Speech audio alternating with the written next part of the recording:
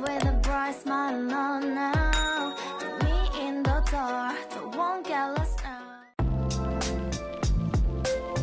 Hello everyone! Hello mga ka-beautiful! Welcome to my YouTube channel! If you are new in this channel, please don't forget to subscribe. So for today's vlog guys, I will be making coffee or espresso at home using this coffee machine. Actually guys, matagal ko na itong hindi nagagamit. Almost siguro a year. Naka-display lang siya dito. So ngayon, gagawa tayo ng coffee from this machine para magamit naman. So, I have here my coffee beans. Ayan, ito yung ginagamit ko na coffee beans.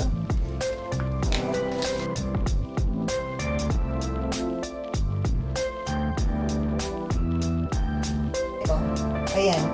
So, meron pa siya pala. Ayan. So, ayan. Kasi ginamit ko to the other day.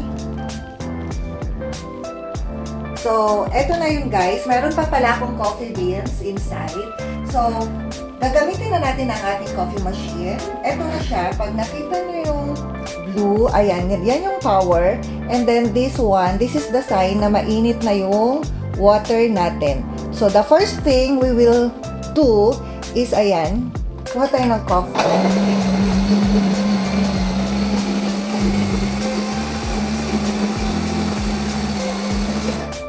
So, ayan guys, this is our coffee beans.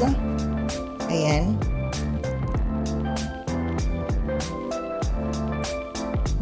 So, ayan, I have here my equipment, syempre, para, kompleto ang ating paggawa ng coffee. So, ipipress lang natin siya. Dapat pantay siya. Ayan. Ayan. So, it will look like this. And then, let's put it here. Ayan. Higpitan natin para maganda yung pagkaka-extract ng ating espresso. Ayan. So, let's turn.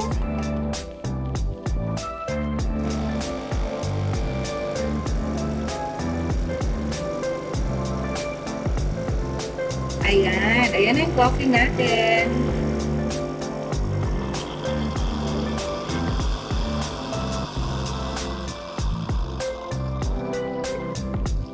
Ayan.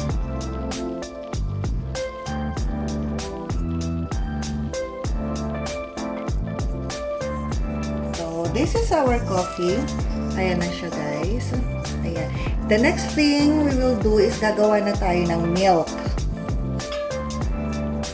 Let's now do the milk. So, ayan. Fresh milk ang ginagamit ko.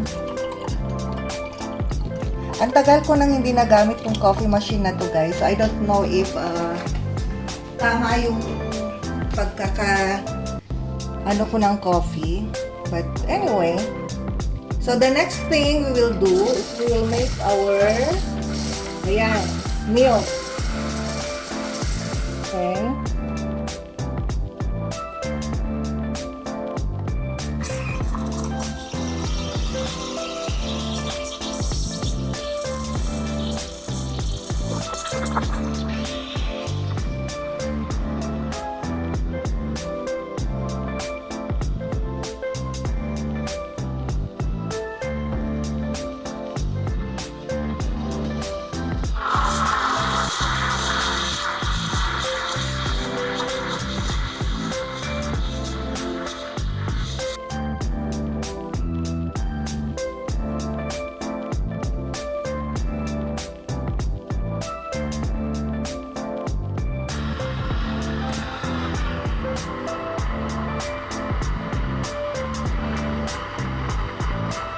Ayan, mainit na siya actually. So, I think this one is okay. Ayan o. May foam akong nagawa. So, what we need to do, gaganyan lang natin siya para bumaba. Ayan.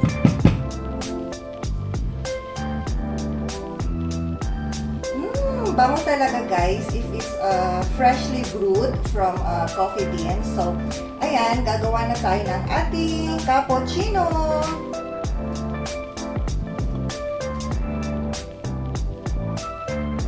So, ganyan daw ang paggawa, guys. Ayan. And this is my foam. Ayan. Ayan. It doesn't look like heart. Pero okay na. At least may foam na konti. So, this is our coffee at home using my coffee machine. This one is not that expensive, guys. But anyway, if you are a coffee lover, pwede kayong bumili ng coffee machine ninyo like me because I really love coffee and I drink coffee between 2 to 3 times a day. So, ayan guys. If you enjoy watching this video, please don't forget to like, comment, and subscribe. Thank you for watching. Bye!